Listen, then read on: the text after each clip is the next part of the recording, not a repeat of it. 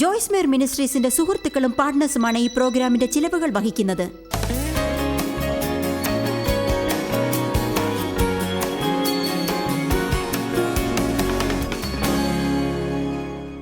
നമുക്ക് പുറപ്പാട് 3:14 ഒരു മിനിറ്റ് നോക്കാം.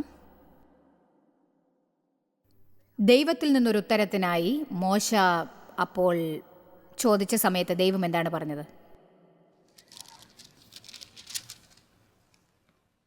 മോശ പുറപ്പാട് 3:13 ചോദിച്ചു, ഞാൻ ഇസ്രയേലരോട് നിങ്ങളുടെ പിതാക്കന്മാരുടെ ദൈവമാണ് എന്നെ ഇവിടെ അയച്ചതെന്ന് പറയുമ്പോൾ അവൻ്റെ നാമം എന്തെന്ന് അവർ എന്നോട് ചോദിച്ചാൽ അവരോട് എന്ത് പറയണം?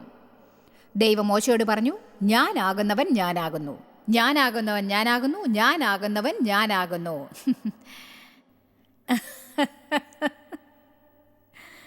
മോശയ്ക്കൊന്നും മനസ്സിലാക്കാനായില്ല. ആർക്കറിയാം, ദൈവത്തിന്റെ ശബ്ദം കേട്ടപ്പോൾ അവൻ ആവശ്യപ്പെട്ടിരിക്കാം, പക്ഷെ അപ്പോഴും അവനൊന്നും അറിയില്ല. ഇതുപോലൊരു സന്ദേശം കേൾക്കണമെന്ന് നിങ്ങൾ ആഗ്രഹിക്കാറില്ലേ? അതെ, ഞാൻ പറയുന്നു, തക്ക സമയത്ത് ദൈവം നിങ്ങളുടെ ജീവിതത്തിൽ പ്രത്യക്ഷപ്പെടും. നമുക്ക് ആവശ്യം തോന്നും. എന്നാൽ ഇതുപോലെ വ്യത്യസ്തരായ 10 പേരുടെ സന്ദേശം ഞാൻ കേട്ടപ്പോൾ അവർക്ക് തോന്നി അത് പ്രവചനമാണെന്ന്. പക്ഷെ ഒടുവിൽ എനിക്കൊന്നും അറിയില്ലെന്ന് ഞാൻ കണ്ടുപിടിച്ചു. എന്താണ് തക്ക സമയം? ദൈവത്തിന്റെ നന്മ തയ്യാറാകുന്നത്. ഏതാണ് നിശ്ചിത സമയം? ദൈവത്തിന്റെ നന്മ തയ്യാറാവുന്നതാണ്. എങ്ങനെയുള്ള വിവരണമാണത്? ഞാനാകുന്നവൻ ഞാനാകുന്നു, ഞാനായിരിക്കുന്നവൻ ഞാനായിരിക്കും, ഞാൻ ചെയ്യാൻ ആഗ്രഹിക്കുന്നത് ഞാൻ ചെയ്യും. അവരോട് പറയൂ, ഞാനാകുന്നവൻ നിന്നെ അയച്ചിരിക്കുന്നു. ഇനി റോമർ 9 ദൈവം മഹാനായ ദൈവമാണ്, അത്ഭുതവാനായ ദൈവമാണ്. പല കാര്യങ്ങളെക്കുറിച്ചും നമുക്ക് ചോദ്യങ്ങൾ ഉണ്ടാവും. എന്നാൽ അതിനു പകരം അവൻ കേൾക്കാൻ ആഗ്രഹിക്കുന്നതാണ്, ഞാൻ അങ്ങയെ വിശ്വസിക്കുന്നു. പക്ഷേ ദൈവത്തോട് തർക്കുത്തരം പറയാനും വിമർശിക്കാനും നീ ആരാണ്? വെറും ഒരു മനുഷ്യൻ. അവൻ ഉരുവാക്കിയവനോട് എന്ത് പറയും? നീ എന്തിനാണ് എന്നെ ഇങ്ങനെ സൃഷ്ടിച്ചത്? എന്തിനാണ് എനിക്ക് തടിച്ച ഇടുപ്പ് തന്നത്? എനിക്ക് എന്തിനാണ് ഇത്രയും കനത്ത ശബ്ദം തന്നത്? എനിക്കെന്താണ് ഇത്ര ഉയരം? ഞാൻ എന്താണ് കുള്ളനായത്? എൻ്റെ പാദങ്ങൾ എന്താണ് വലുതായത്? എന്താണ് എനിക്ക് പാടാനാവാത്തത്? നമുക്കെല്ലാം മനസ്സിലാക്കാൻ കഴിയാത്ത പലതരം കാര്യങ്ങളും ഉണ്ട്. ഞാൻ ഒരു ക്ഷണം ചിന്തിച്ചു പോയി, ദൈവം ശബ്ദം നൽകുമ്പോൾ ഞാൻ ലൈൻ മാറി നിന്നിട്ടുണ്ടായിരിക്കുമെന്ന്. ദൈവം ഓരോ കാര്യങ്ങൾ തരുമ്പോൾ നിങ്ങളും തെറ്റായ ലൈനിലായിരുന്നിരിക്കാമെന്ന് തോന്നിയിട്ടുണ്ടോ? എന്തുകൊണ്ടാണ് ഇങ്ങനെ സംഭവിച്ചതെന്ന് നിങ്ങൾക്കറിയാമോ? അവൻ നിങ്ങളെ അമ്മയുടെ ഉദരത്തിൽ സ്വന്തം കൈകൾ കൊണ്ട് ഉണ്ടാക്കി. അതിനാൽ നിങ്ങൾ ആകസ്മികമായി ഉണ്ടായവരല്ല. ദൈവം നിങ്ങളെക്കുറിച്ച് ആശ്ചര്യപ്പെടാത്ത ഒന്നും തന്നെയില്ല. നിങ്ങൾ ഭംഗിയുള്ളവരല്ലെന്ന് ദൈവത്തിന് തോന്നാൻ നിങ്ങളിൽ ഒന്നുമില്ല. ആമേൻ. നിങ്ങൾ മറ്റുള്ളവരെ പോലെ ആകാത്തത് കൊണ്ട് നിങ്ങൾക്ക് എന്തോ തകരാറുണ്ടെന്ന് ചിന്തിക്കുന്നത് ശരിയല്ല. അതിനാൽ ഇങ്ങനെ പറയരുത്, എന്തിനാണ് എന്നെ ഇങ്ങനെ ഉണ്ടാക്കിയത്? എന്തുകൊണ്ടാണ് എൻ്റെ വ്യക്തിത്വം ഇങ്ങനെ ആയത്? ഒന്നിനെക്കുറിച്ചും വ്യാകുലപ്പെടാത്ത മനുഷ്യരെ പോലെ എന്തുകൊണ്ടാണ് ഞാനും ആകാത്തത്? ചിലർ ഒന്നിനെക്കുറിച്ചും വ്യാകുലപ്പെടാറില്ല. ഞാൻ ദേവനെ നോക്കി ചിന്തിക്കാറുണ്ട്, എൻ്റെ ദൈവമേ, ഇദ്ദേഹത്തെ പോലെ ഒന്നിനെക്കുറിച്ചും വിഷമിക്കാതിരിക്കാനായെങ്കിൽ കൊള്ളാമായിരുന്നു. അതെനിക്കും തരാമോ? എൻ്റെ വ്യക്തിത്വത്തെ മാറ്റാമോ? പക്ഷേ ഇല്ല, ഞാൻ എപ്പോഴും ഓരോന്നും കണ്ടുപിടിക്കാൻ ഷാൻഡ്ലിയേഴ്സിൽ തൂങ്ങി ആടിക്കൊണ്ടിരിക്കുന്നു. ദേവ് അടുത്ത മുറിയിൽ കുട്ടികളോടൊത്ത് കളിച്ച് ജീവിതം സന്തോഷിക്കുമായിരുന്നു. മാലിൽ ഉന്തുവണ്ടിയുമായി അദ്ദേഹം എൻ്റെയും കുട്ടികളുടെയും പുറകെ ഓടി നടക്കും. പക്ഷേ ഞാൻ സാധനങ്ങൾ വാങ്ങാൻ കണക്കുകൾ കൂട്ടി ഭ്രാന്ത് പിടിച്ചിരിക്കുകയാവും. അദ്ദേഹത്തെ പോലെ ചിരിച്ചും കളിച്ചും വിനോദപ്രിയയാവാൻ ഞാൻ എന്തുമാത്രം കൊതിച്ചതാണെന്നോ? പക്ഷേ ഇല്ല, പറ്റിയില്ല. എൻ്റെ പുരോഹിതന്റെ ഓമനത്വമുള്ള ഭാര്യയാകാൻ ഞാൻ എത്ര ആഗ്രഹിച്ചെന്നറിയാമോ? അവർക്ക് കരുണയുടെ വരമുണ്ടായിരുന്നു. ഓ ഓ ഞാനാണെങ്കിൽ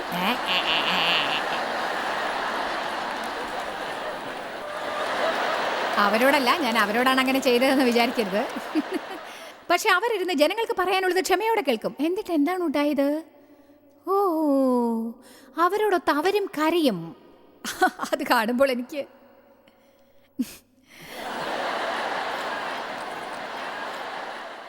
ഈ പറഞ്ഞതിൻ്റെയൊക്കെ അടിസ്ഥാനം എന്താണെന്നൊന്ന് പറഞ്ഞുതരാം. എന്നെങ്കിലും മറ്റാരെങ്കിലും പോലെ ആവണമെന്ന് നിങ്ങൾക്ക് തോന്നിയിട്ടുണ്ട്? എനിക്ക് അയൽക്കാരിയെ പോലെ തയ്യൽ വിദഗ്ധയാവണമെന്ന് തോന്നി. അവൾക്ക് പലതും സാധിക്കും. വീട്ടിലുള്ളവരുടെ എല്ലാം വസ്ത്രങ്ങൾ തയ്ക്കും, ഒരു തോട്ടമുണ്ടാക്കി മുറ്റത്തെ പുല്ല് മുഴുവൻ വൃത്തിയാക്കും. എനിക്ക് ആ മെഷീൻ പ്രവർത്തിപ്പിക്കാൻ പോലും അറിയില്ല.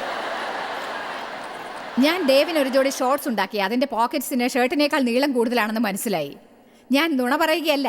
ഷോർട്സ് ഇവിടം വരെയാണെങ്കിൽ പോക്കറ്റ് ഇവിടം വരെ ഉണ്ടായിരുന്നു.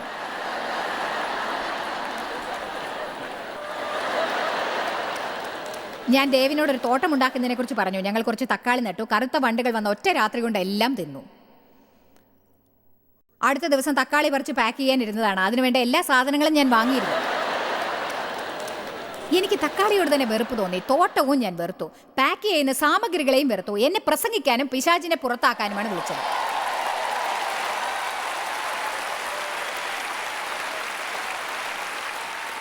പക്ഷേ ഓഹോ, ഞാനൊരു സാധാരണ സ്ത്രീയാവാൻ ശ്രമിക്കുകയായിരുന്നു. മധുരമായ ശബ്ദത്തോടെ, കരുണയുള്ള വരത്തോടെ, തക്കാളിത്തോട്ടത്തോടെ.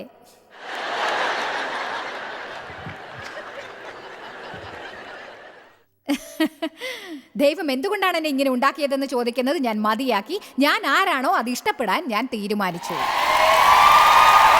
എന്തുകൊണ്ടാണ് എന്നെ ഇങ്ങനെ ഉണ്ടാക്കിയതെന്ന് ദൈവത്തോട് ചോദിക്കുന്നത് അവസാനിപ്പിക്കണം. എന്നിട്ട് നിങ്ങളെ ഇഷ്ടപ്പെടാൻ തീരുമാനിച്ചു.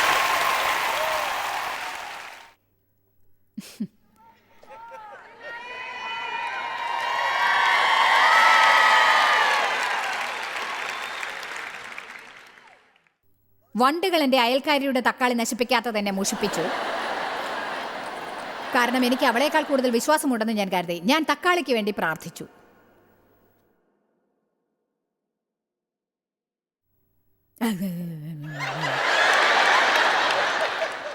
ഞാൻ ദൈവത്തോട് ചോദിച്ചു, എന്തുകൊണ്ടാണ് വണ്ടുകൾ എൻ്റെ തക്കാളി തിന്നത്, അവളുടെ തക്കാളി തിന്നാത്തത്? എനിക്ക് മനസ്സിലാവുന്നില്ല. എനിക്ക് ശരിക്കും ദേഷ്യം വന്നു. ദൈവം പറഞ്ഞു, ഞാൻ നിന്നോട് തക്കാളി നടാൻ പറഞ്ഞില്ലല്ലോ. അതുകൊണ്ട് അത് സംരക്ഷിക്കേണ്ട ചുമതലയും എനിക്കില്ല. അവൾ തക്കാളി നട്ടുപിടിപ്പിച്ചോട്ടെ. നിന്നോട് ഞാൻ എന്ത് ചെയ്യാൻ പറഞ്ഞോ അത് ചെയ്യ്. മറ്റുള്ളവരെ പോലെ ആവാൻ ശ്രമിക്കുന്നത് അവസാനിപ്പിക്കുക. എല്ലാവരും ദൈവത്തിന് സ്തോത്രം പറയൂ.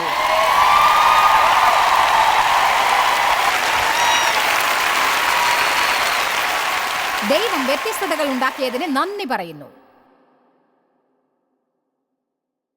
ശരി, ഇനി ഇത് നോക്കൂ. 20-ാം വാക്യം.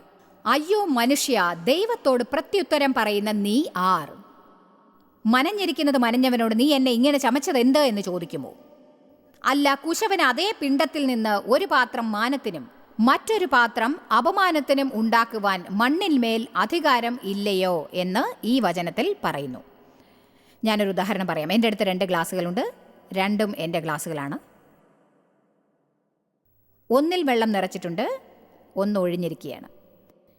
എന്നാൽ ഒഴിഞ്ഞിരിക്കുന്ന ഗ്ലാസ് എനിക്ക് ദേഷ്യമാണ്. കാരണം എന്നിൽ ഒന്നുമില്ല എന്ന് പറയുകയാണെങ്കിൽ അടുത്ത ഗ്ലാസ്സിലുള്ളതുപോലെ എനിക്കും വേണം എന്ന് പറഞ്ഞാൽ, ഗ്ലാസ്സിന് സംസാരിക്കാൻ പറ്റുമെങ്കിൽ അതെന്നോട് ഇങ്ങനെ പറഞ്ഞാൽ ഞാൻ എന്തായിരിക്കും പറയുക? നീ എൻ്റെ ഗ്ലാസ്സാണ്. നിന്നെ ആ ഷെൽഫിൽ വെച്ചിരിക്കുന്നതോർത്ത് നീ സന്തോഷിക്കുകയാണ് വേണ്ടത്. നിന്നിൽ എന്തെങ്കിലും നിറയ്ക്കാൻ ഞാൻ തയ്യാറാവുമ്പോൾ ഞാൻ നിറച്ചു തരുന്നതായിരിക്കും. അതുവരെ നീ മിണ്ടാതിരിക്കും.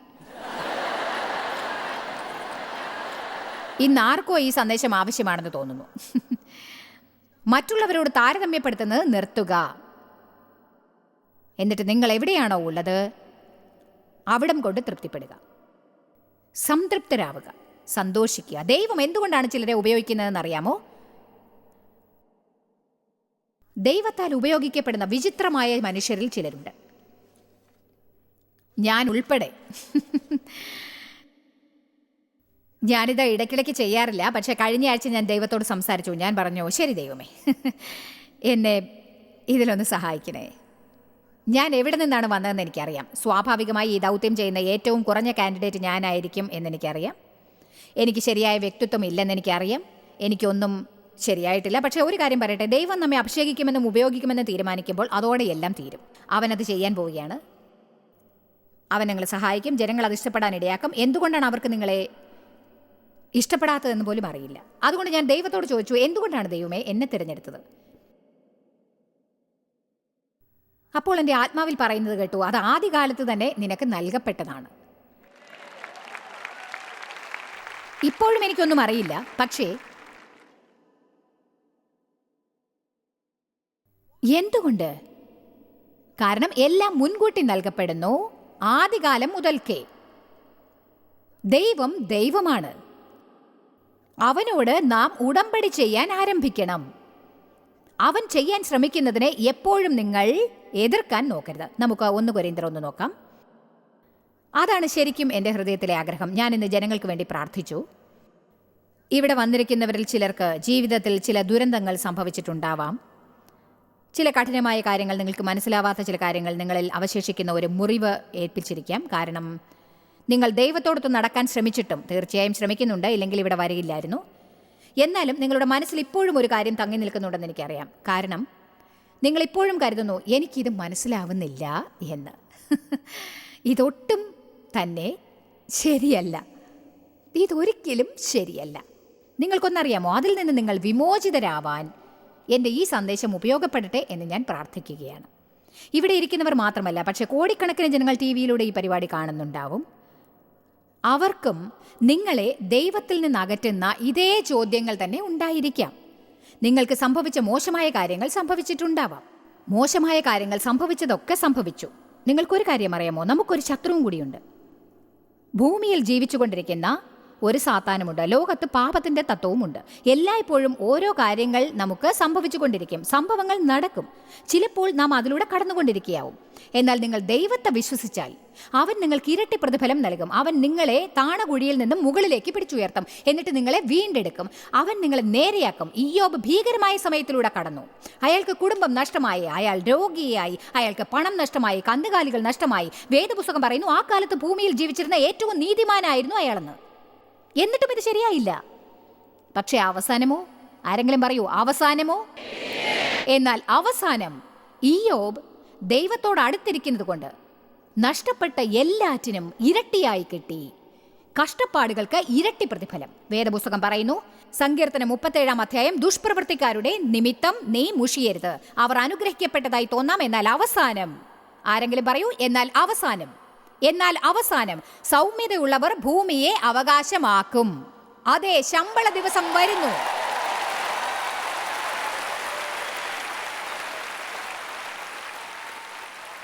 ഈ ആരാധനയുടെ അവസാനം ഞാൻ ജനങ്ങൾക്കായി പ്രാർത്ഥിക്കാൻ പോവുകയാണ്. അതോടെ ജനങ്ങൾക്ക് യേശുവിനെ സ്വീകരിക്കാൻ ഒരു അവസരവും നൽകും. നിങ്ങളുടെ ജീവിതത്തിൽ നിങ്ങൾക്ക് ലഭിച്ചതും അതിനുമുപരി ചിന്തിക്കാൻ പറ്റാത്തതുമായത് മറ്റുള്ളവർക്ക് ലഭിക്കാനായി പ്രാർത്ഥിക്കുന്നതാണ്. നിങ്ങളുടെ ഹൃദയത്തിൽ ചിലത് ചെയ്യാനായി ഇന്ന് ദൈവം ഈ വാക്കുകൾ ഉപയോഗിക്കുമെന്ന് വിശ്വസിക്കുന്നു. നിങ്ങൾക്കറിയാമോ, എൻ്റെ ചോദ്യങ്ങളെക്കാൾ വലിയവനാണ് ദൈവം. എന്തുകൊണ്ടാണെന്ന് അറിയുന്നതിലും ഉപരി ഞാൻ ദൈവത്തെ വിശ്വസിക്കുന്നു. അവന് ശരിയാക്കാൻ പറ്റാത്തതായി ഒന്നുമില്ലെന്ന് ഞാൻ വിശ്വസിക്കുന്നു.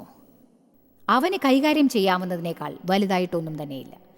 ദൈവത്തോട് ഇങ്ങനെ പറയാൻ ലജ്ജിക്കുന്ന ഒരു പരിധിയിലെത്താൻ ഞാൻ ആഗ്രഹിക്കുന്നു. എന്തുകൊണ്ട്? എന്നിട്ട് അവനിൽ നിന്ന് ഉത്തരം ആവശ്യപ്പെടില്ല. അവൻ ദൈവമാണ്. നമ്മൾ അവനെപ്പോലെ പ്രവർത്തിക്കണമെന്ന് എനിക്ക് തോന്നുന്നില്ല. പക്ഷെ പറയേണ്ടത് ഇതാണ്, ദൈവമേ, നീ ദൈവമാണ്, നീ അത്ഭുതവാനാണ്.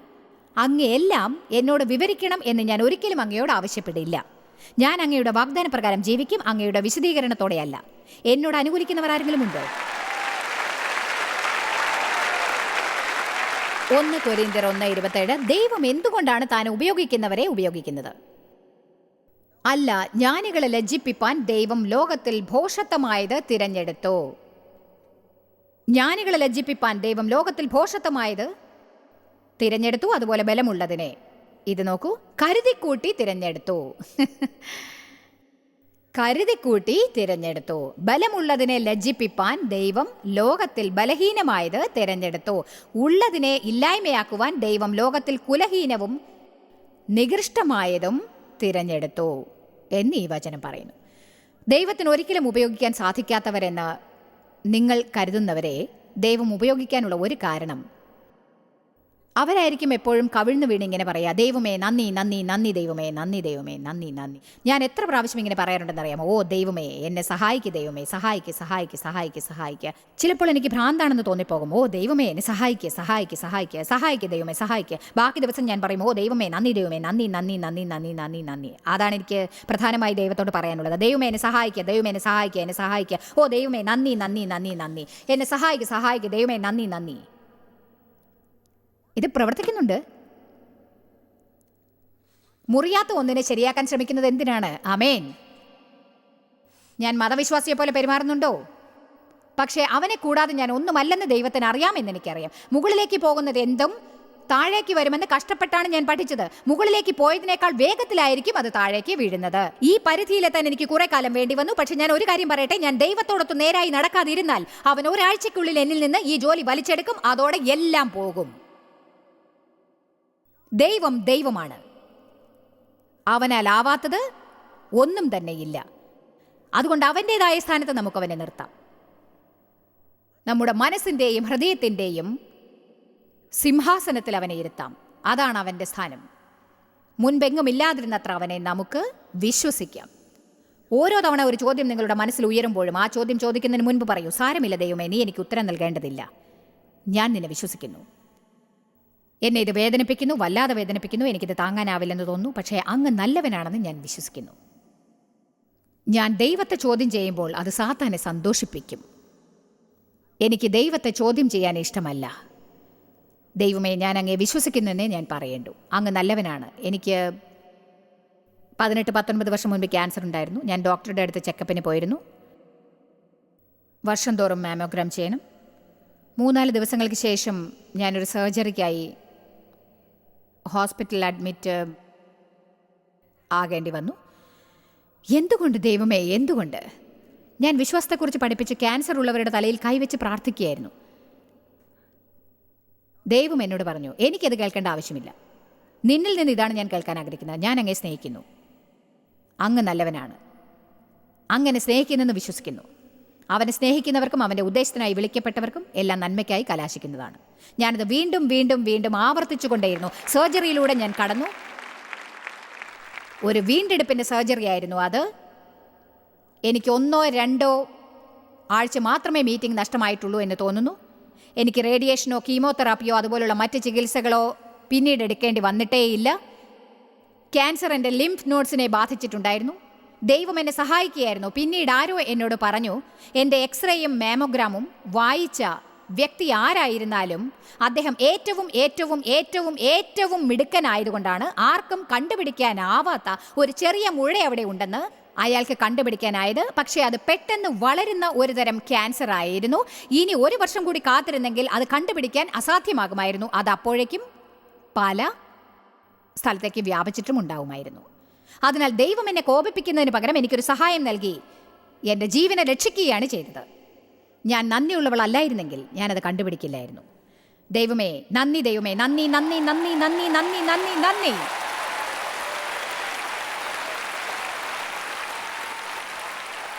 ആമേൻ. ചിലർക്കിത് ഭ്രാന്തമായി തോന്നുമായിരിക്കാം, പക്ഷേ ഞാൻ പറയട്ടെ, ഇത് കാര്യമായിട്ടാണ് ഞാൻ പറയുന്നത്.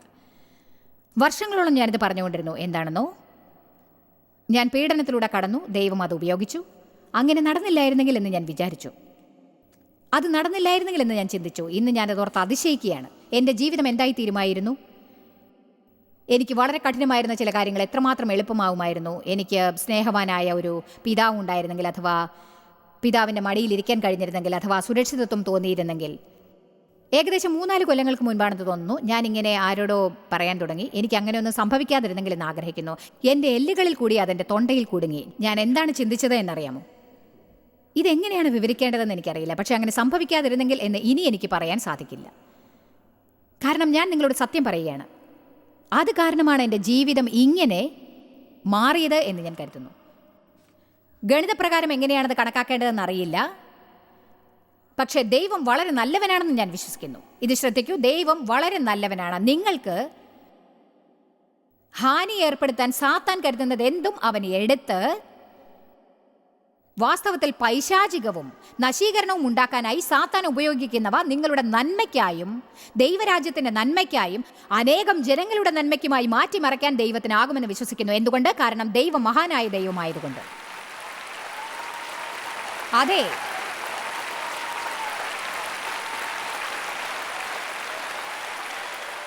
ദൈവത്തെ നാം ഒരിക്കലും കൊച്ചാക്കരുത്. ബൈബിളിൽ പറയുന്നു, ഇവയിൽ ചിലത് വായിച്ച് കേൾപ്പിക്കാൻ ഞാൻ അല്പം സമയമെടുക്കുന്നു. കാരണം ഈ ലോകത്തിൽ മോശമായ പല സംഗതികൾ നടന്നുകൊണ്ടിരിക്കുന്നു. ഇന്ന് ജനങ്ങൾ ദൈവത്തെ കണ്ടുപിടിക്കാൻ ശ്രമിക്കുന്നു. ദൈവത്തെ കണ്ടുപിടിക്കാൻ ആർക്കും സാധിക്കില്ല. എന്നിട്ട് അവരതിന് മാനുഷികത്വവും മതേതരത്വവും ചേർക്കാൻ നോക്കുന്നു. എന്നിട്ട് അവർക്ക് ചെയ്യാൻ ആഗ്രഹമുള്ളവ ചെയ്യാനായി മാർഗങ്ങൾ കണ്ടുപിടിക്കാൻ ശ്രമിക്കുന്നു. ദൈവവുമായി ഏതോ തരത്തിലുള്ള ബന്ധവും സ്ഥാപിക്കുന്നു. ഇത് പറയുന്നതുകൊണ്ട് എനിക്ക് പ്രശ്നമുണ്ടായാലും സാരമില്ല. കാരണം ഇത് എൻ്റെ മീറ്റിംഗ് ആണ്. അതുകൊണ്ട് ആരെന്ന് പറഞ്ഞാലും പ്രശ്നമില്ല. പരിണാമ സിദ്ധാന്തത്തിൽ വിശ്വസിക്കാനായി ജീവിക്കുന്നത് മണ്ടത്തരമാണെന്നാണ് എൻ്റെ ബലമായ വിശ്വാസം.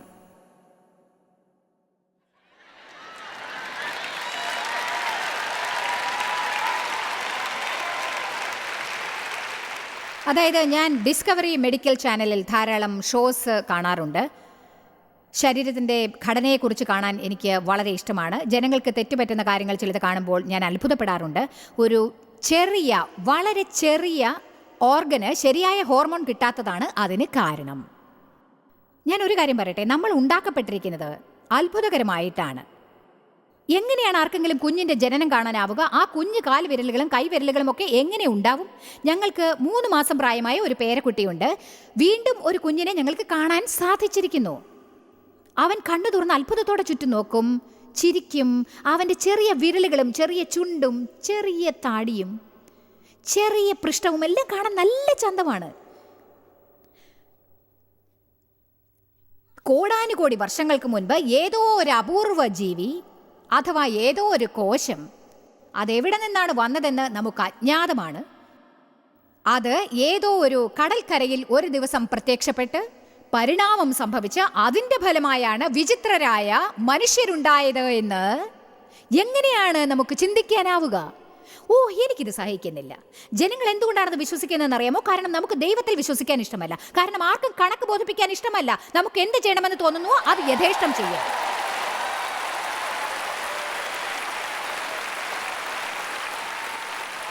ഇന്ന് നമ്മൾ ജീവിക്കുന്നത് പോലെ എന്നും ജീവിക്കാമെന്നും അത് മാറ്റേണ്ടതില്ലെന്നും കരുതിക്കൊണ്ട് ദൈവത്തിൽ വിശ്വസിക്കാനാവുമെന്ന് എത്ര പേരാണ് ഇന്നും വിശ്വസിച്ചു കൊണ്ടിരിക്കുന്നത്? ജനങ്ങൾക്ക് ദൈവത്തെ വിശ്വസിക്കാൻ ഇഷ്ടമല്ല. കാരണം അവരെ ആരും ഭരിക്കുന്നതും ജീവിതത്തിൽ അധികാരം സ്ഥാപിക്കുന്നതും അവർക്ക് ഇഷ്ടമല്ല. അവർക്ക് എന്താണോ ആഗ്രഹം അതുപോലെ എപ്പോൾ തോന്നുന്നുവോ അപ്പോഴേ അവർ പ്രവർത്തിക്കൂ. അതുകൊണ്ടാണ് ഇന്ന് ലോകത്തിൽ എല്ലാ കുഴപ്പങ്ങളും ഉണ്ടാവുന്നത്. ഇന്ന് പുതിയ നൂറ്റാണ്ടിൽ ജനങ്ങൾ അവരുടേതായ മതങ്ങളെ യഥേഷ്ടം ഉണ്ടാക്കിക്കൊണ്ടിരിക്കുന്നു. അതൊരു മതമേ അല്ല. എന്നിട്ട് അവർ ഇഷ്ടം പോലെ പ്രവർത്തിച്ചു കൊണ്ടിരിക്കുന്നു. എന്നാൽ ഞാൻ ഒരു കാര്യം പറയട്ടെ, ന്യായവിസ്താര നാൾ വരുന്നു. ദൈവം ഇന്നും ജീവിച്ചിരിക്കുന്നു. നാം എല്ലാം അവന്റെ മുന്നിൽ നിൽക്കാൻ പോവുകയാണ്.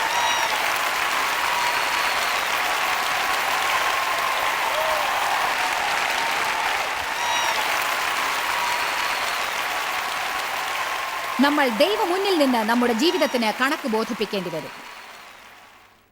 നാം അവന്റെ ഹിതപ്രകാരം ജീവിക്കേണ്ടവരാണ്.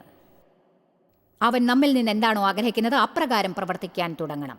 അതെ, കുട്ടിക്കാലത്ത് ഞാൻ പല പോരാട്ടങ്ങളും സഹിച്ചു. അതെന്തുകൊണ്ടായിരുന്നു എന്ന് എനിക്ക് മനസ്സിലായില്ല. ഞാൻ കൈപ്പോടെയും വിദ്വേഷത്തോടെയും ഇരുന്നു. വിശ്വസിക്കാനാവാത്ത കാര്യങ്ങൾ എൻ്റെ വ്യക്തിത്വത്തെ കുഴപ്പത്തിലാക്കി. അതിൽ നിന്ന് വിമോചിതയാവാൻ കുറേ വർഷങ്ങൾ വേണ്ടി വന്നു. എന്നാൽ ഞാൻ ഒരു കാര്യം പറയട്ടെ, ദൈവത്തെക്കുറിച്ച് മാത്രം പറയാൻ അറിയാവുന്ന ഒരു കാലം എൻ്റെ ജീവിതത്തിൽ ഉണ്ടായിരുന്നു. പക്ഷേ ഇന്നെനിക്ക് അവനെ അറിയാം. അവൻ്റെ ഉയർത്തെഴുന്നേൽപ്പിൻ്റെ ശക്തി എനിക്ക് അറിയാം. അതിനെന്നെ കുഴിയിൽ നിന്ന് കയറ്റി ഒരു സ്ഥലത്താക്കാൻ സാധിക്കും.